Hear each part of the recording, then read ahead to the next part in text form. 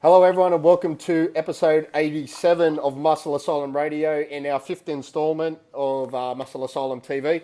We are lucky enough to join by two of our regulars, Chris Ethos Thomas and Jimmy the Athlete Sadek, and special guest IFBB Pro and official participant in the Arnold Classic Australia for 2019, IFBB Pro Steve Orton. How are you, buddy? Very good, thank you. Thanks for having me on. No worries, mate. No worries. We've had a few people request to have you on after our latest episode with Josh, Sam, and Justin Wessels, and I think we've adopted you as our New Zealand brother, but our official Australian. So we would have loved to have you on that show, but we can only fit four on the screen, especially guys that size. So we thought we'd better get you on nice and quick before your diet brain kicks in, and we can hold a conversation with you anyway. Totally, yeah. No, it's just gone past 10 here, so not too bad. But I'm just happy to be here, and let's do it. We won't keep you up too late, mate.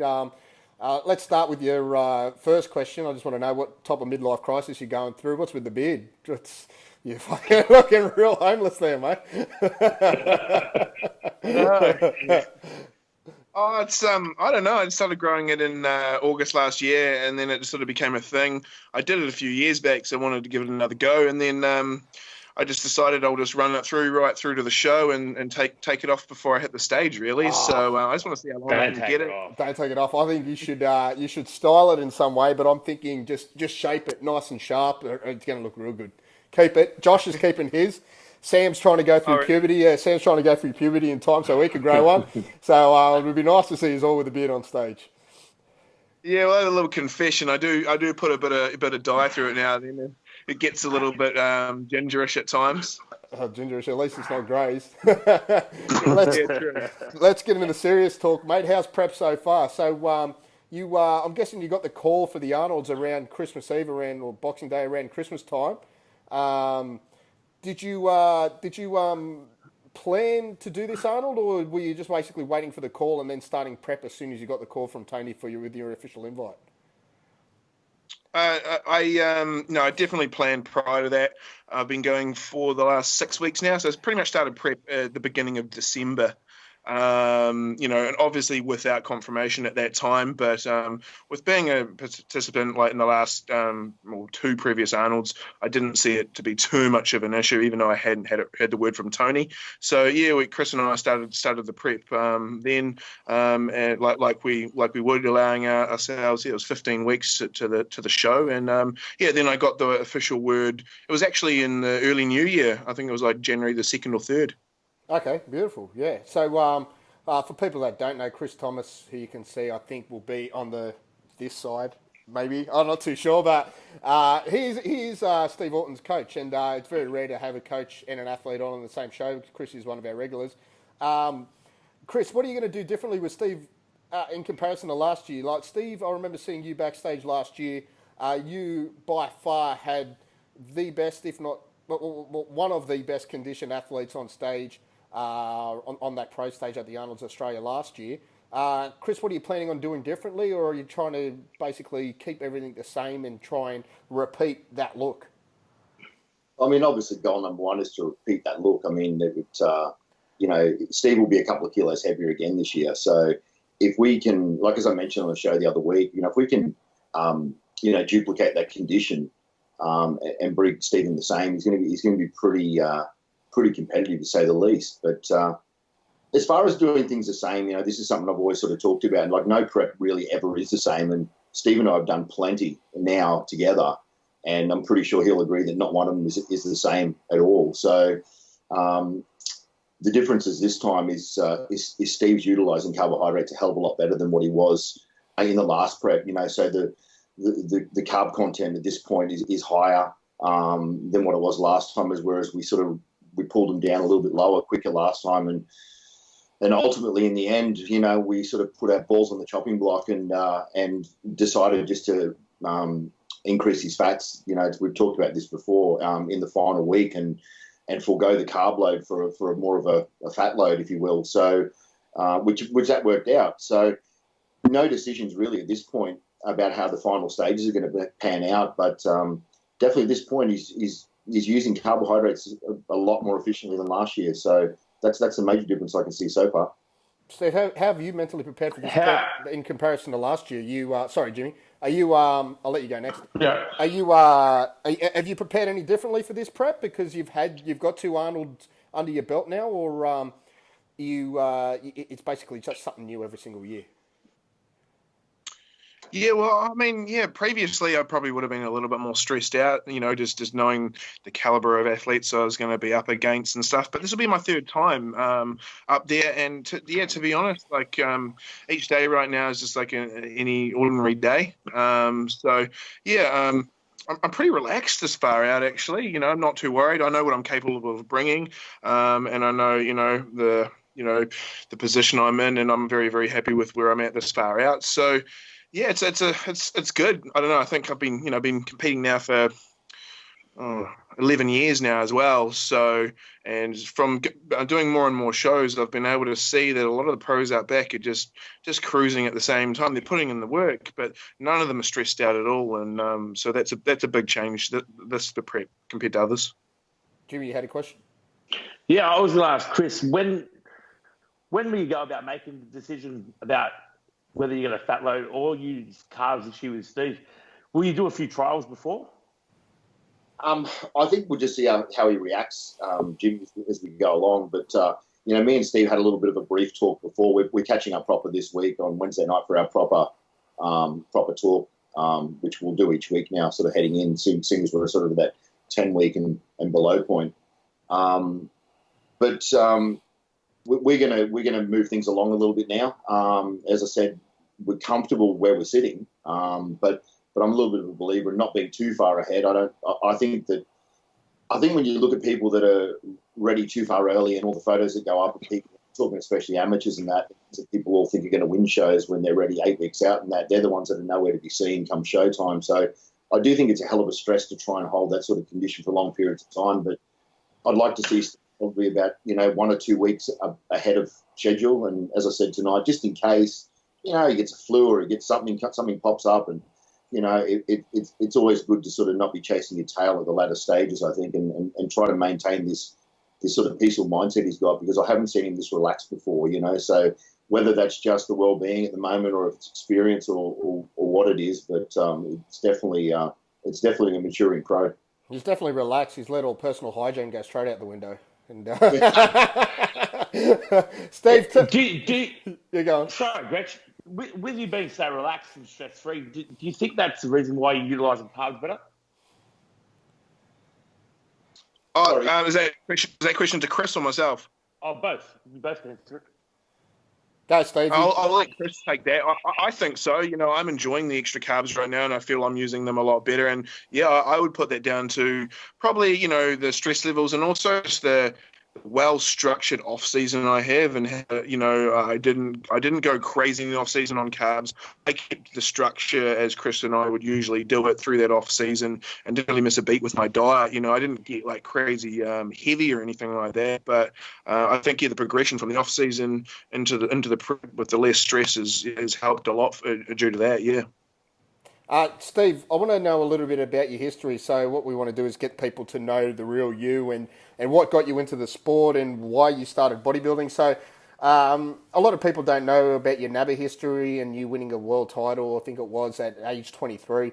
Tell us a little bit about what got you into the sport at a young age and how so soon you got a passion for bodybuilding and found success so early on in your career.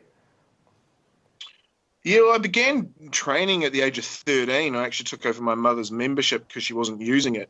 But back then it was, solely for athletic purposes. I was a sprinter and rugby purposes as well. So it was more sport specific through those early teen to mid-teen years. And then as I progressed, I just started to realized that I wanted to be in the gym more and more because I enjoyed the gains and the results I was getting, but then I still had practices and games to attend to and stuff like that. So I really had no option while I was at school, under the parents' influence. But then when I left school, that was when I was able to say this is what I want to do, and that's when I jumped into my first bodybuilding show at the age of 19. But the year prior to that, I was able to luckily enough, meet a pro bodybuilder here in New Zealand who was able to sort of guide me through that first year of for prep and for a couple other years after that. So yeah, I actually had a good start. I didn't know who to talk to or anything like that, but yeah, it just progressed. And then as soon as I started bodybuilding, everything I put into it, I said I don't want to muck around. I wanted to be a pro from the get go, and I knew what I had to put into it to do so. So yeah. What's the bodybuilding culture like in New Zealand in comparison to what you can see it's like in Australia and the rest of the world? Yeah, well, I mean, it's so much bigger in Australia. I've travelled around the world, and not to the States yet, but yeah, in comparison, New Zealand, Australia, it's just night and day. But it is a pretty good culture here. However, I am placed in the South Island as well. I'm down in Christchurch, and in terms of the actual bodybuilding itself, the class, there's myself and two other New Zealand Open pros. One of them who still hasn't competed yet, and the other one being Darren, who did the Arnolds with me last year. So there's pretty much two of us really holding the fort for it here in New Zealand, and the rest are obviously in other classes. So yeah, it's a bit of a shame. I'd like to sort of see it grow, and that's one thing I've been trying to do over here in New Zealand with our president, with Mo, and I try and attend all the shows and stuff like that. So to be seen and be a good ambassador for New Zealand bodybuilding. I'm only 28, so I plan on sticking around for a while yet. Yeah, you have a very unique looking physique, and I'm sure Chris, you would take that into consideration with prep. Steve's unique looking physique, and I'm talking about the way your torso is built, and it almost looks like you've got a strong powerlifting background. And I know you're a strong guy. I know you can squat heavy. I know you can dead heavy. Did you start off your bodybuilding, your lifting career as a power lifter? Did you think it was more those power movements early on in your time at the gym that helped you develop that unique looking physique? Because you look like a ripped power lifter on stage. Yeah, well, I mean, I never really got into squats or deadlifts until I started competing, because I never train my legs from the age of 13 to 18 because I had to run, and I didn't want them sore. So there was really no compound lifts at all through those years of training. But then I think the big thing that helped was maybe a slightly genetic factor as well. I was always able to put muscle on and in those sort of the lower leg department or the leg department. And it's only in recent years I've really been deadlifting as well because, in my opinion, and I've had some advice from judges and stuff like that, need to bring my back up. So best way to do that is the deadlift. But yeah, no powerlifting background whatsoever. It's actually very, very little. But it is something that I would like to incorporate into future off seasons coming up, actually, to be honest, because it would be cool to pull some numbers. Yeah. Steve, I was watching a few of your YouTube videos today, and 4 years ago you were squatting 280 kilo. Do you squat like that now, and do you go heavier? He says he's not a powerlifter. He's squatting 280 kilo for reps. For reps. reps. Yeah, I did a few ridiculous things when I was, in my early to mid 20s, so I was doing that sort of stuff. But if you ask me now, no, really, yeah. I think I squatted 300 for 4 when I was 22.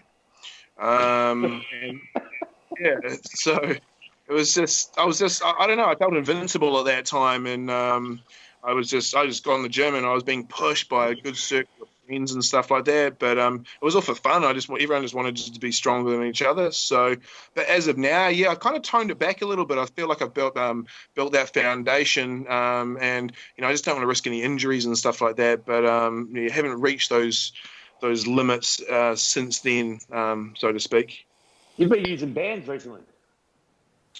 Yeah, I thought I'd throw them in this off season and into this prep, and I'm really enjoying it actually. Yeah, just something a little bit different, add a bit more tension, look after the joints because I've been nursing a sore knee and sore elbow for a couple of years. Nothing serious, but it's always niggly. So yeah, anything to sort of just change that up, and it's helped a lot. I actually really enjoy it. It just makes it harder, and I don't need to put more weight on the bar or the dumbbells or the rack or whatever. So do you guys use bands yourselves? I like bands. I use them a fair bit, No. especially with my clients. Yeah. For that reason too, you just negate you just lessen the risk of injury. You just have to put so much load on the actual movement. So, and the tension that it creates, that's consistent. I can see why you like it. I like it a lot. Yeah, it's just different. People always ask, why are you doing that and stuff like that, and it's obviously like from when I sort of saw someone using it was more along a lot of the lines of the John Meadows sort of training, who sort of started to use it, and then everyone was using it. So I like to see it as a tool. I don't use it all the time, but if it's a tool I can use to break through a plateau, so to speak, as well, that's what I've used it for, and that's helped on that. Definitely overcoming injuries, just making sure that you're still in the gym training. And I remember using it with a pec tear and a shoulder injury. It was my only way I could bench, and definitely made sure that I wasn't just staying at home getting fat, and I was still in the gym doing something. Anyway, it's definitely helpful with that. Let's talk about your career with NABBA. You started off your career with NABBA. Firstly, what made you choose to compete with the NABBA Federation back in the day? Was it just a more accessible federation in New Zealand back in the day, or was it just, It kind of was, yeah. To be honest, actually, my first two shows that I ever competed in, they were IFBB shows.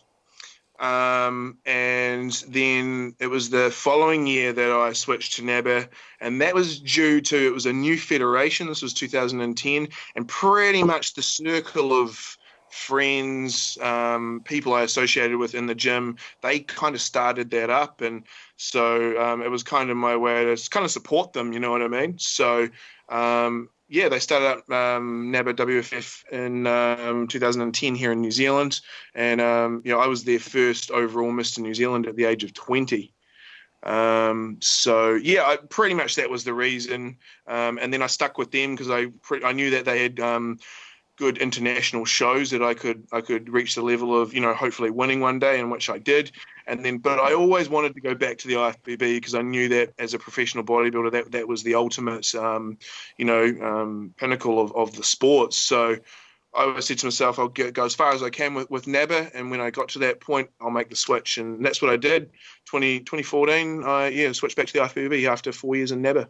I remember the first word that got around about Steve Orton here in Australia was a picture of your glutes, and it was you doing a rear double bicep on stage, and it was just probably the biggest, most striated glutes anyone had ever seen here. And I think you came to Australia and competed at the Never Show. Am I right in saying that? Did you come to Australia? Is that where you met Chris as well? At the Southerns, was it? I actually did meet Steve. Mike D drove Steve up down from the Sunshine Coast we were at the Gold Coast at the time of the training facility, and I met Steve there, and he was pretty wily bloke. He just we're trying to get him to give us a look, and he wouldn't show us. So he sort of rolled up his shorts a little bit, and so we saw his legs and went, well, that's good enough. So, and I think a couple of days later, he did it was the Southern Hemispheres, wasn't it? And it was the 13. Yeah, 13 Southerns. Yeah, I came over. I did the a Melbourne international show the week prior, where I just walked on stage. I was actually competing against Callum von Moger that day, and then I actually did a full peak week leading into the Southerns that year, and came down from the Sunshine Coast, and that's pretty much when I met Chris, and actually I met you the year prior in England, didn't I? But we reconnected. Yeah, then. That was the Universe, wasn't it, in England? It was the Worlds, the Universe. Universe in Southport, England, 2012. Yeah, so that was my first international show, and I got hammered. But I over-dieted, I won the Nationals in New Zealand, and then 4 weeks later, shot over to England, and I just lost weight. So that's when I decided to do the whole Southerns prep into the Worlds to redeem myself. So I went from getting 7th in my class at the Universe to winning my class at the Worlds 7 months later and winning the overall as well. Where do you see yourself placing this year at the Arnolds? Obviously it's a different lineup, but you are going up against a lot of the boys that you did last year. Rolly's back, William Bonak's back. You placed well. Did you place 7th? I think it was last year. Yeah, 7th. Chris has given me the nod of approval. I'm so glad we got video because I don't have to think about that for too long. I just see Chris saying, yep, give me the heads up. Eh, there is a good chance of you possibly cracking top 5 if you bring in the same condition you did last year and you add some size on. Is that a personal goal of yours to crack top 5? Yeah, that'd be great. As long as I'm improving every year, first Arnolds I got 6th, but that was Arnolds in Australia 2016, but that was in a field of 8. Obviously, last year I placed 7th in a field of 14. So, yeah, if I could crack that top 5, it would be good. Then again, I'm pretty realistic. There's 5 of the 5 guys in this lineup are top 10 Mr. Olympia athletes. If I could place anywhere, in that sort of, 5th through to, or 5th, 6th, that would be my personal goal. I know that, Luke Sandow, who placed 1 ahead of me, last year is coming back again, so it'd be awesome to sort of stand back up on stage next to him again and sort of see what improvements that we've made over the year. So yeah, top 5, top 6, that's definitely the goal, and I think I'm worthy of that. I want to put in the work, but then you never know what everyone else has been doing as well. There's a few names on there I actually don't know of, and I know Justin Wessels is making his debut. Sam's made some great improvements over the last year, ridiculous. So you never know. You just got to put in 100% and show up on the day. Where do you think you personally have made your improvements if you're going to compare your physique to what you're going to display in 10 weeks from now to the one that you did last year? Yeah, so pretty much I was on a cab ride back to the airport after the show. When it's coming back to New Zealand, I was in the cab with old Steve Weinberger, and he just told me I need to be fuller and bigger in the upper body, really, So that's what I've been working on. I've really been working on trying to match the upper body with the lower body, and with Chris, presenting just a little bit fuller look on stage. But even so, maybe attaining that same level of conditioning, if not better, who knows? What have you been doing? What have you been doing to increase your upper body? What have you incorporated specific exercises that you weren't necessarily focusing on last off season? Yep, to a degree, yeah. So I've been playing around with my splitter, my training, obviously playing around with frequency of weaker body parts, so training them a little bit more often. I used to do 2 leg days. I pulled them right back, so I didn't put I've been training my legs hard just in one day and just putting priority and focus into the upper body in general, so I can have a free-flowing physique, from feedback, I've got the size. I just need to create a little bit more flow through the triceps and the lats, I reckon, and then it'll create that illusion that I'll look bigger on stage. But there's one thing, I know that if I put it in the work, no one will fault me on my conditioning. I can safely say that. Definitely. And what's your training like? Are you going balls to wall every single time you train now, or will there be a period of time where you start to pull back on lifting heavy and focus more on higher reps, volume, drop sets, that type of stuff? So that's the other thing, actually. I pulled my training back to 5 days a week. For years and years and years, it was 6 days a week. I'm still training 5 days a week right now with 2 rest days. Off weights, obviously cardio's involved. So I've actually allowed myself more rest time because I felt like I was burning out and not recovering. So I base my training now more on as recovery allows. But back to the question, what was that again? Sorry, I can't remember. But fuck. No, it was more about the way that your style of training. And whether or not your style of training is planning on changing, progressing through your prep. Yeah. No, I'll be training like I'm trying to put on muscle right the way through. I don't know if you remember last year, I was able to do a 320 deadlift 3 weeks out. Yeah, I remember. And that's the time you were saying you're not a powerlifter too. Like, yeah, go on. Yeah, you don't lift like a powerlifter at all. It was real funny. I was just getting better and better at them each week. It's one thing that a lot of those compound lifts, I wasn't doing a lot of progressive overload training in the off season, so I started to bring that in through the prep. So since I was doing it more frequently every week, I was just getting better and better, and I was doing it off less calories. And once I got to 3 weeks out and I was pulling that sort of weight, I said, "Oh, let's not be silly and let's just train a little bit more smart and pull the weight back a little bit." So I'll train like right up probably till about 2-3 weeks out, and then the last few weeks I'll button off a little bit. Yeah. When you focus on a progressive overload in the off season, is it more your compound movements that you're focusing on, or do you take into consideration that progressive overload with all the exercises that you do? Generally, it's the compound movements, and then the rest obviously just your assisting exercises to fill out the rest of the session. So, that's really it. The 3 lifts. Definitely more trying to, since my squats and deadlifts are going up, the older bench is sort of pulled back, and I won't flat bench anymore because I just always tweak my pec. So everything's always done on a slight incline now, and I find that really good. But the rest of it, really comes to blood flow, pump, squeeze, rather than just moving weight. But I'll move weight on those compound lifts as best as I can. Yeah, that's awesome. And Chris, what's his diet like? Are you focusing more on? Well, how do you structure your diets? We'll start with that, because do your diets differ from your amateur athletes to your pro athletes, or is it basically the same structure the whole way through? You focus on calorie intake versus calorie expenditure. How do you do it? Well, I mean, obviously the amount of food that Steve eats is more than the average person, obviously because of his size. Quickly, how much do you weigh, Steve, before you go on, Chris? All right. I weighed in the other day, pretty much sitting at 125.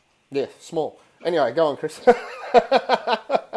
think the biggest thing that we probably worked on more so in the last probably, I'm going to say 12 to 18 months, maybe even 2 years. And I think because Steve obviously was a very, very big meat eater. It was not uncommon for him to eat 300 grams of meat 6 times a day and have a couple of kilos of meat. And I think sort of getting into his head to bring that back a little bit was probably something that he wasn't probably used to. And I think it took a little bit of persuasion for a little while. But I think in the last prep together, we both saw enough, and I think he saw enough to understand, because in the latter stages, the protein was really, really dropped quite back to a degree that he'd never had before. So I suppose structure-wise, it's similar from what I'm trying to achieve. It's just that the scale's a lot larger with, a person with this sort of lean tissue, Yeah. So, yeah. How many calories is he on per day, you think, at the moment? Well, actually, I don't know. I'm still over the plan, but I'm assuming Steve would be on about 4,000 still at the moment. So, he's pretty much cruising at the moment. Weight's coming off pretty easily. So, Steve gets leaner on 5,000 calories. He always has. The moment you just move a few things around and put him into sort of the thing with him as well, we sort of time nutrients a little bit, and not a little bit. That's a big focus. And I think once we sort of structure the plan like that, even just rearranging a plan with the same amount of calories for Steve, he starts getting leaner if you sort of put things at a more optimal time. That was literally my next question. Yeah, macronutrient timing and whether or not the same amount of calories makes a difference. That's really interesting that it does that. Yeah, well, I mean, and the other thing too, the difference with Steve this year, before Jimmy asked this question a little bit earlier about the being relaxed and him eating more carbohydrates and things like this.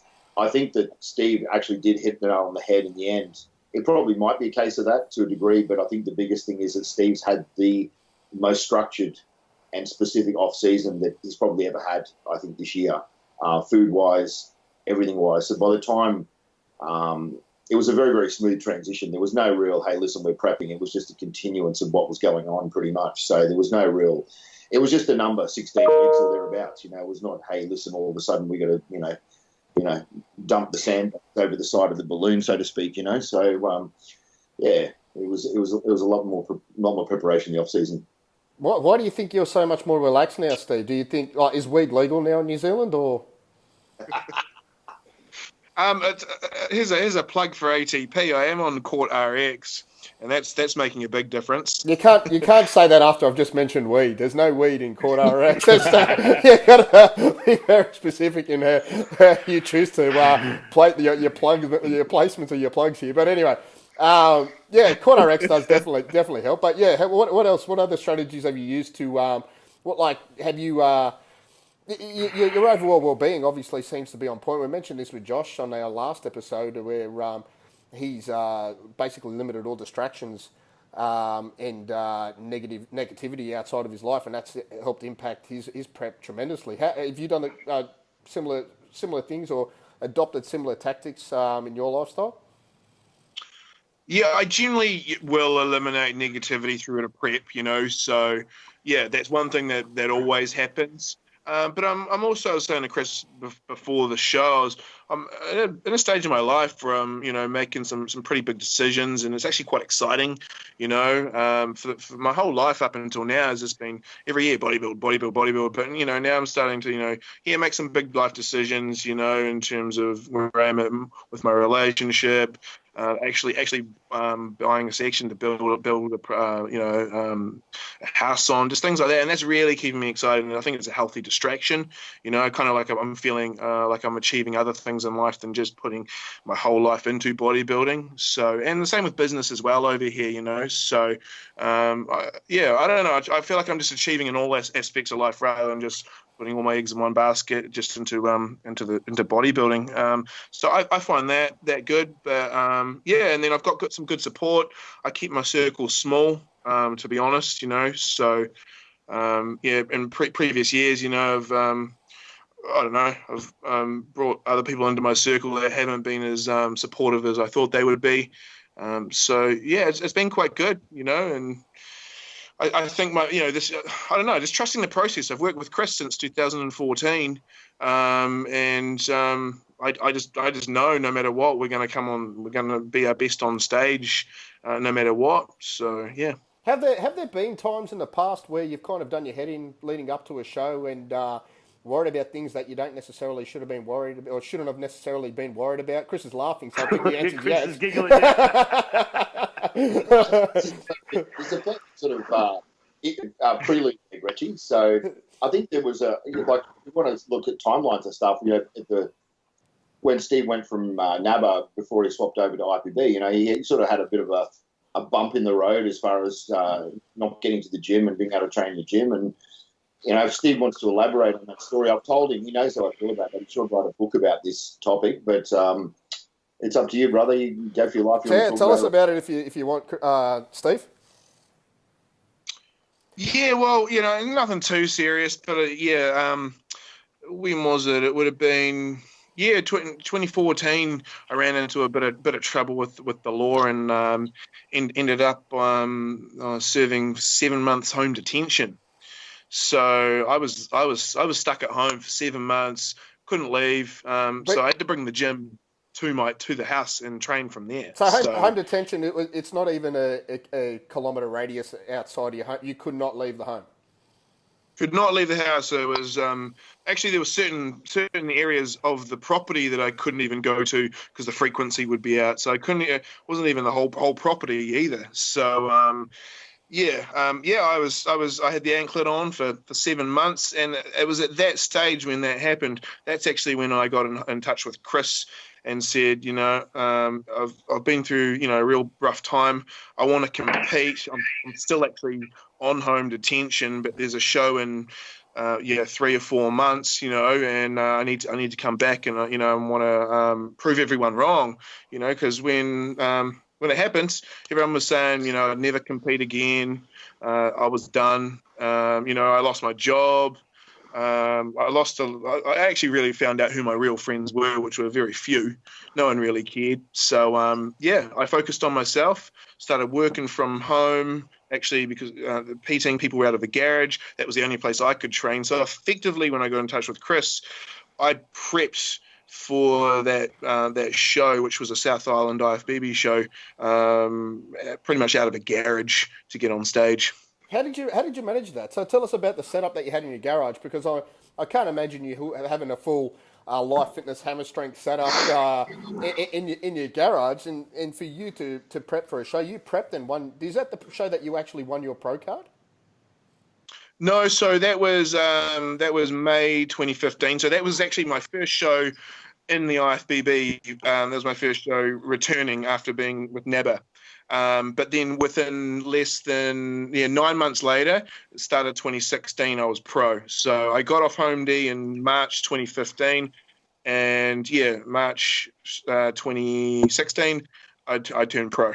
Oh, wow. Tell us about the setup that you had at your house. So I can't imagine having a lot of equipment there. No, man. It got a little bit better as I sort of built it up. But yeah, it was literally a leg press, which was you could also turn into a hack squat. Had a squat rack, which also had like a seated row attachment. And then pretty much some dumbbells and a bench. And then at the end of it, I was able to get some cables. And I worked off that, just pretty much everything was just, cables and free weights. And it worked. I actually ended up coming out, leaner and bigger than when I went in. Do you think it was because you basically had nothing else to do and that was your way to mentally get around the fact that you were stuck there on that property for whatever time period you had to be there for? Was it motivation? Yeah, well, I moped around for 4 or 5 weeks after, when it began, the 7 months, So for the first month, even 2 months, I gave up, I didn't know what I wanted to do anymore. I was on the front page of the paper here, and put all over the news. So, I mean, I don't mind. This happened in the past, I learned my lesson. I was young, I was stupid. I trusted someone who I shouldn't have. But I think it was almost a blessing in disguise because, it's gotten to me this point where I'm here in my life and further forward, where was I going with that? What was part of the question there? Blessing. You're saying it's a blessing in disguise. Yeah, pretty much was, So, but I sort of looked at myself after giving up for a couple of months where I couldn't train. I hadn't even gotten any gear because I didn't even think about it. I didn't know where to put it at the time. And then I was just not eating and stuff like that. And then I looked at myself in the mirror and I said, holy shit. I said, if there's one thing I can control, it's what I can do with my body here. So, I can control what I put in my mouth. I can exercise somehow. I just got to bring the gym to me. And then that's when I just got that positive vibe back in. And obviously that's when I got in touch with Chris. And then, he believed in me. I actually met my current partner at that time. She believed in me. And then, I started to, just build up some confidence. And I said, I knew I had more options and life wasn't over. It was 7 months, and I could go for it. So why not start working on it while I was there and better myself? Explain this thing to me. You're on home detention. How are you picking up chicks? It was actually quite funny. I ended up having to choose between 2 of them at the time. I hope she knows this story, and it's not coming out now. Right, tell me how this comes about. You're on home detention. You cannot leave the house. I'm guessing social media or Tinder's involved somehow. I don't. It was like I actually ended up Here's the other thing. My father kicked me out of the house that he said he would let me stay there with, and so my friend took me on and his family. So, I was just with him, and then he had a girlfriend, and she said, "I'll invite you, my friends around." So I started hanging out with one of the girls there, and then my friend and his girlfriend had a bit of a breakup or whatever. So this girl said, "Oh, it'll be real weird. I'll just for us to sort of see each other since they're all weird." So I said, "Sweet as," and then that's when Caitlin came in and sort of just out of the blue, and we started talking, and then the other girl came back into the picture, and then it was like, "Who do you want?" And oh man, it was a rough couple of weeks. Yeah, definitely did not get bored in home detention. How did you? I couldn't believe it, but I was. Yeah, it was. Oh man! When you mentioned the fact that you found out who your real friends were at that stage in your life, I think your support network is at its most important, especially during times like that, because you can't leave the house. Who does your shopping? Who does your grocery shopping? Who's doing all of that for you? Yeah, so it was. So I was living with my. At the start, it was my dad. Before he because as soon as we started, living together for a while, we just butted heads. So there's another story in behind that actually. But then when I got to my friend's house and with his family, since I was living with other people, it was their responsibility to go out and get me my groceries and things like that. So if I lived by myself, I could have done it, but the people that I live with, they'd go out and get it for me. So it's legally as them taking you on as someone on house arrest, it's legally their responsibility to do those things for you? Yeah. Okay. So I couldn't go out. I couldn't go shopping. It was like, well, you live with other people. They can do it for you. Yeah. So it was even hard just to go to the doctors and stuff like that. Everything you had to run it through everything. And yeah, so, but so I look back at it and I laugh about it now and stuff like that. But, I never wish it happened. But, here we are now. I think it shows a lot about your character and getting through a lot in life to be able to get through something like that. I know a lot of people would have definitely taken a backwards direction at a point of their lives if they had to face something like that, but you basically took it on board and thought, how can you turn my life around in that time period? So the justice system worked, I guess, in that type of aspect. So you've done well for yourself. And look at where you are now. Exactly right. Yeah.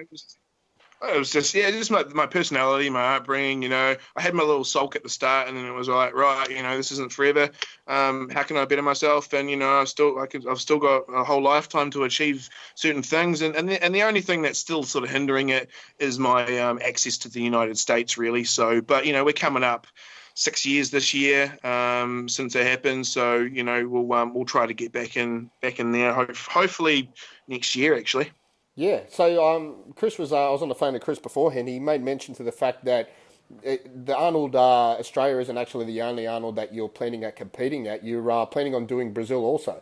What made you decide to do that? Like, do you have? I'm going to ask you two questions at once. Do you have aspirations of one day competing on an Olympia stage? Like, is gathering enough points to one day make that stage something that you aspire to? Yeah, most definitely. That's the number one goal. I just want to be able to stand on that stage at least once. So, and I know that now's my time to do that. Like I'm in the prime of it now. I've still got a good 10 years to try and achieve that. So, that's the number one goal, to reach that Olympia stage. In regards to Brazil, it's at this stage, it's easily accessible to me. I can fly over there, no issues with visas, and then it's also close to the Arnold's Australia. It's only an extra 4 weeks of diet. So it just comes down to how close it is for shows, and then being able to get into the country. So that's why I decided to do it. And then I also like the travel aspect of it all as well. Bodybuilding's taken me around the world, from England to Italy to Australia to Dubai, now to Brazil. So I've been able to see the world doing what I love. Yeah. Are you going to be going with him, Chris? What, to Brazil? Yeah. Chris won't come back from Colombia. He'll make a home there. What, you going to go to Brazil, Mark? I was, but it's just not a good time with everything else happening. Yeah, but now hearing Steve going, I'm spewing that I'm not. I'm thinking, don't worry about it. I was planning on doing the amateurs there, but yeah. No. Andre will be there, won't he? Yeah, Andre will be there. Yeah. Yes. So you are. Are you planning on going, Chris? No. No. Well, I haven't. I spent enough time away of late, so it's sort of head down, bum up, working at the moment, and just started doing a bit of part-time PT as well. So need to sort of just put the effort into that as well. And What do you do for work, Steve? To earn an income, or is it PT that you focus on these days, or there's other things? I think people just want to know more about all the pros' personal lives here. So if I get too personal, you can tell me to shut the fuck up if you want me to. But what do you do for work, and what do you do in your spare time? Yeah, so I've pretty much, as soon as I got out of school, went through the study process and stuff like that. So I've been PTing since I was 18. And for a while there, it was very PT based. And then when I went through the tough time and stuff like that, and I was working from home, since I didn't have such a full facility, that's when I started to push the coaching here in New Zealand. And I knew that I felt more comfortable, So I'd actually been in the industry for 6 years before I even started to coach athletes, and before I, won a few national titles. So I wasn't confident, or I didn't think I was, not capable. I just didn't think it would be it'd be worth it sort of coaching athletes until I sort of, made a name for myself and, proved it, throughout the years. So, and I was still learning as well. So yeah, through that point in time, I was coaching, and then just lately I've actually more moved back into the PT side of things. I'm a walking, advertisement of, with what I do, so it's the easiest way to sort of sell yourself through your own competing. So that's why I like to compete, keeps me relevant.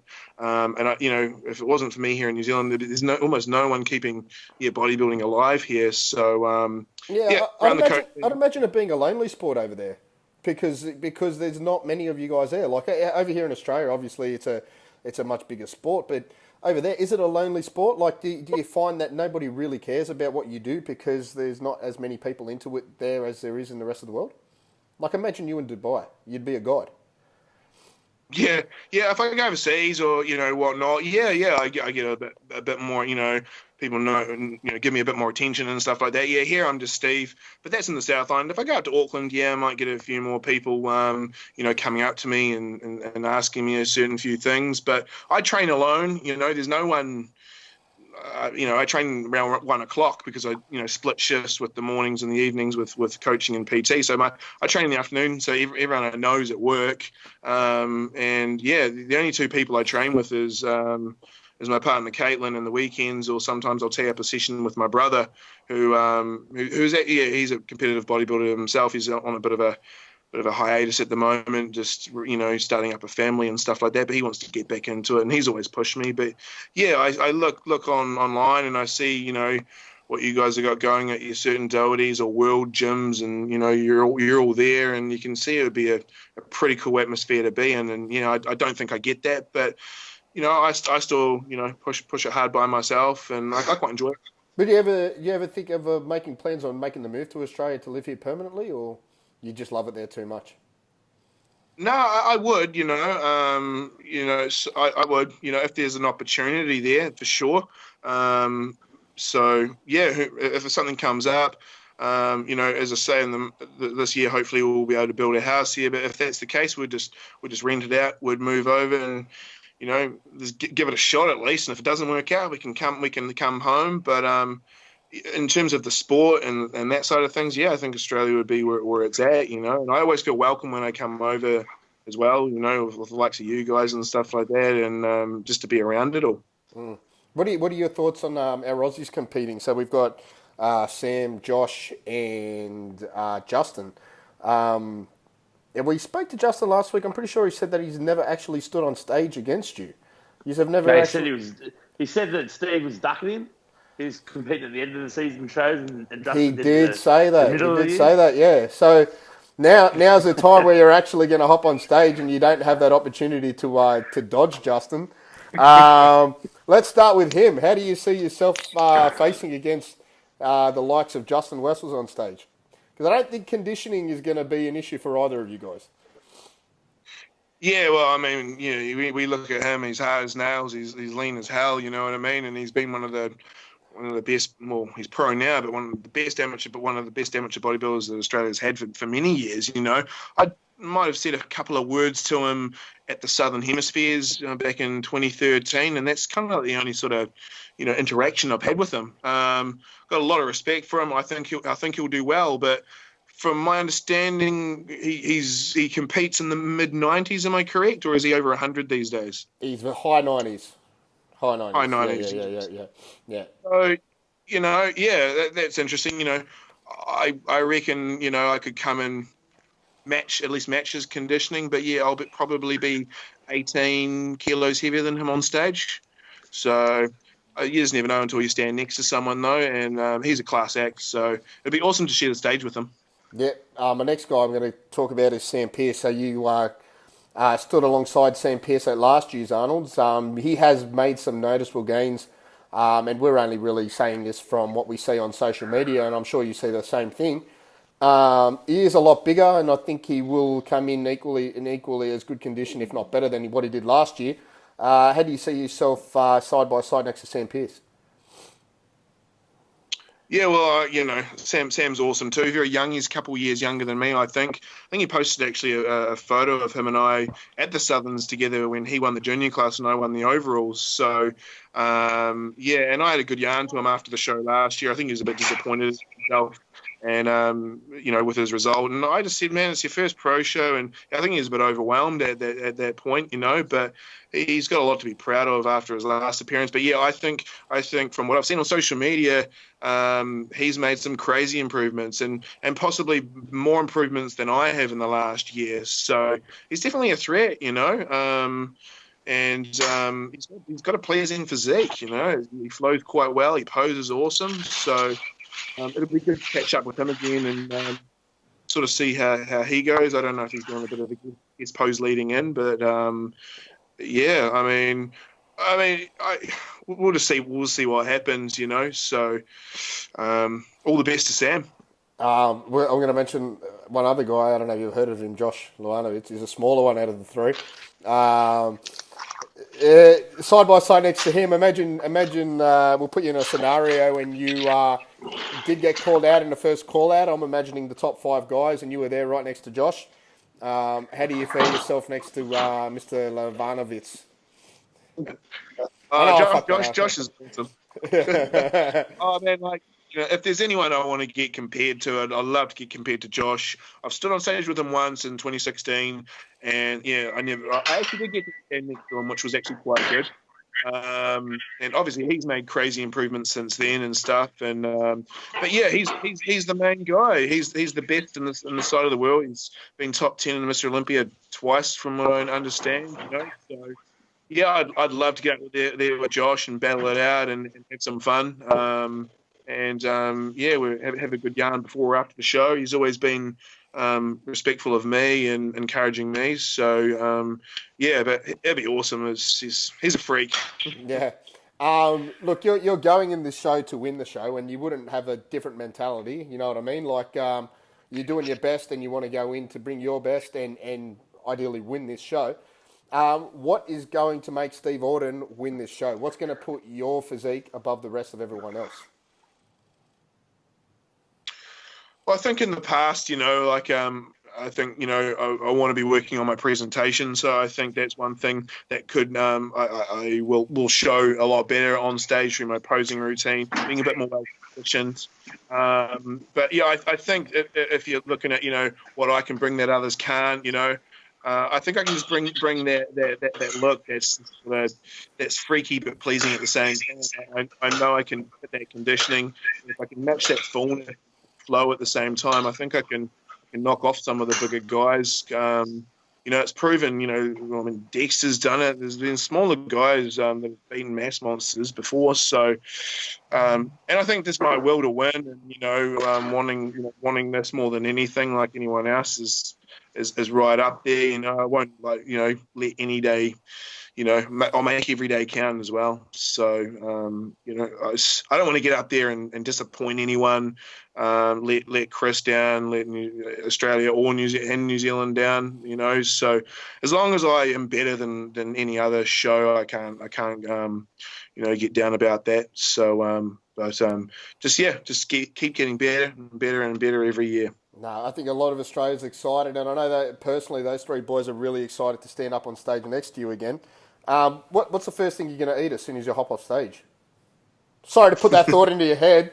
I know you're probably concentrating on what your diet food, and that's the last thing you want to think about. But fuck it, I'm going to ask the question. I need to ask a question. I don't know. It's just I don't think we've ever had this discussion with Steve.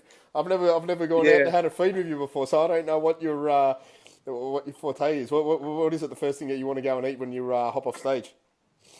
Oh man, it's hard because sometimes it's the most simplest things, like an apple or some eggs on toast. It's crazy, But generally, to be honest, last year we finished, everything was shut, so we went and just got some Maccas, and then that was it really. A bit of Ben and Jerry's and Maccas, I was happy, but anything that's not diet food and is a bit of a change, I'm happy with. I try and stay away from the sugar because it makes me feel hungover the next day.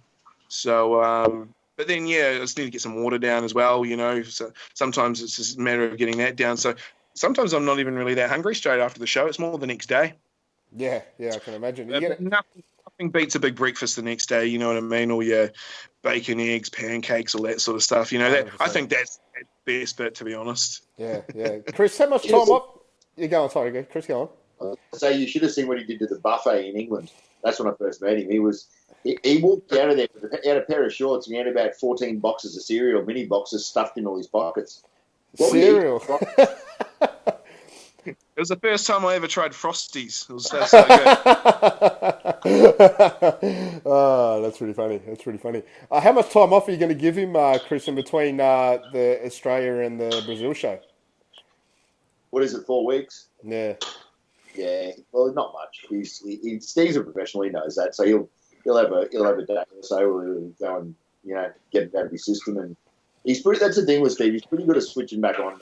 And a lot of the time we'll plan a free meal and I'll sort of say, here's your parameters, and he'll sort of get back to me and go, hey, listen, I didn't do that. I just had some lamb shanks and some potatoes or something like that. So I think when you asked him the question what he'd have post-show, I pretty much could have jumped in there and said, it'll be something pretty basic like a steak and potatoes or something like that, I think. But he'll get a day in Melbourne and he'll get the opportunity to have his breakfast. I've had a few of those breakfasts with him over the years and he does like his bacon and eggs, I can tell you that much. So we should take him to the buffet at the casino across the road for breakfast the next day. Have you had that? Yeah. Right. I haven't been to that one, but I think the athletes' hotels somewhere off near there or off the wharf. This time it's not at the Radisson, so the location, if it's near it, would be perfect. Yeah. It'd be good to have a feed with you straight after. Is there anyone that you want to make mention to before we wrap up, Steve? Anyone in particular? Maybe someone supporting you during this prep. Your coach is obviously on the show, so you don't need to give him a mention. But anyone you want to make mention to, or a special thanks, or anything like that? Well, first and foremost, obviously, Chris is number one. He's the one that's been there right the way through, and we chat regularly. So without him, I wouldn't be where I am today.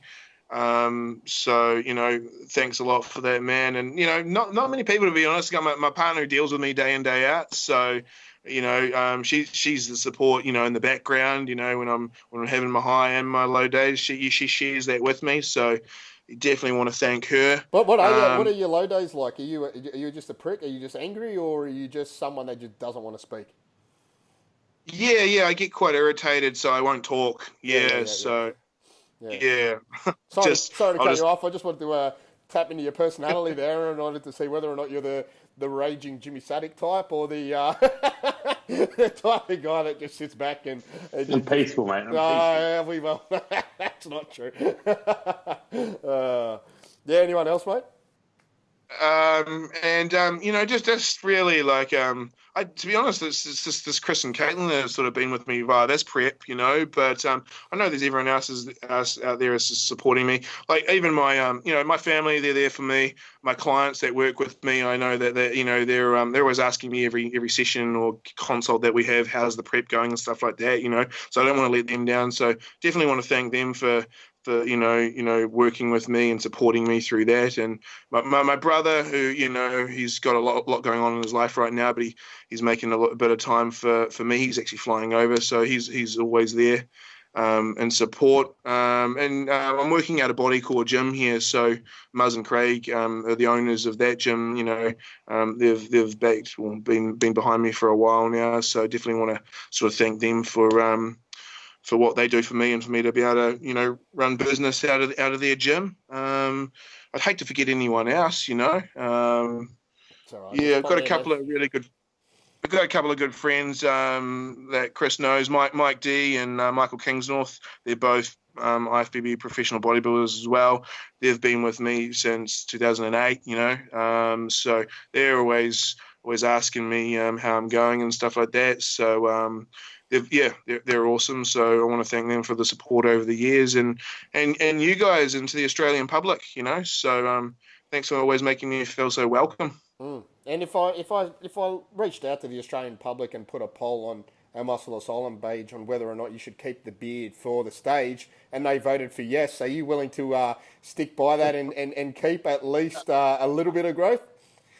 Because my dream one day is just to see beards along the whole lineup of a bodybuilding stage.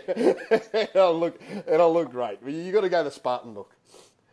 Yeah, well, I've got the long shit through the middle here. I thought about dreading that right back, so if I do, I'll keep look. that. Yeah.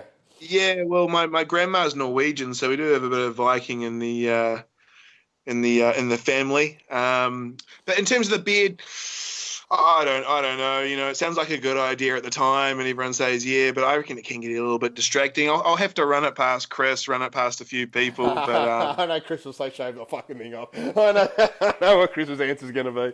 The last thing he's going to be giving a shit about is facial hair. No, definitely don't want to be distracted from your physique. Nah, that's good. Yeah. That's good. Boys, have you got any more questions? Jimmy, your screen is frozen. It looks like you're asleep. Can you see that, Chris, or is he moving on your screen? No, he's frozen. That's great. You're right now. You're right now, Jimmy. You're back. You got any questions before we wrap up? No. I just want to wish Steve luck. I do think he's looking a lot better than last year, or he's sounding a lot better than last year. And I'm keen for the 3-week out picks that Fitz shared last year with us. I think they're going to be something special again. Yeah. The what? The 3 what? The 3-week out picks that we were copping last year. Oh, 3-week out picks. Yeah. When are you going to start sending those picks? Are you going to send them a little bit earlier this year? We should be telling Chris because Chris was the one sharing them. Yeah. You'll see them from him. Whenever we're leading up to an Arnold and you get a message from Chris and the caption reads, "Do not show anyone." You know it's a pic of Steve Orton. Do not share or do not show anyone. And it's the first one's always glutes.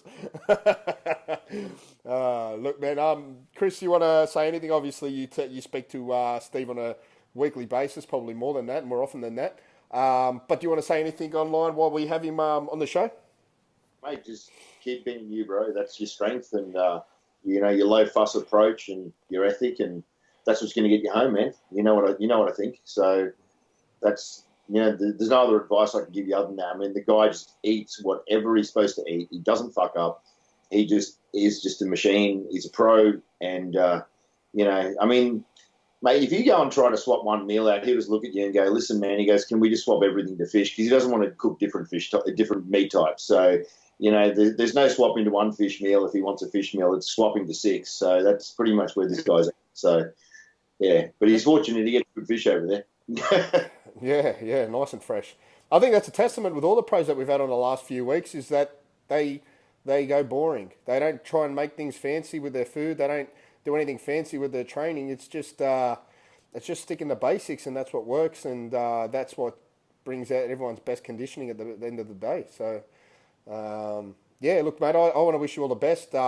Thanks for coming on the show. Thanks for always putting your hand up for our backstage interviews and our interviews there in the expos and everything like that. You're always willing to contribute with content, and you're definitely a fan favourite here in Australia. The crowd goes nuts every time you come out, and I think it's going to be a little bit more special this year.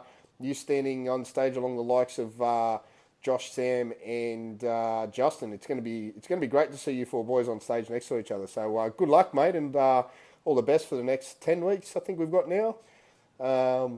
We're pumped. Yeah, I appreciate it, guys. Many thanks to you all, so I won't let anyone down, and I can't wait to get up there with those guys, because they're keeping the sport alive over there too, and we want to be able to, stand next to these, these guys from overseas and do well, and I think we all will. So, let's do it. Show everyone what us Aussies and our New Zealand brothers are all about, eh? Put our stamp on the world map. Yeah, 100%. Totally. You and that Viking beard. All right, brother. We'll wrap it up there. To everyone watching on YouTube, thank you very much. Make sure you like this episode and subscribe and share. We want to give all these bodybuilders that come on the show all the publicity in the world and all the publicity they deserve.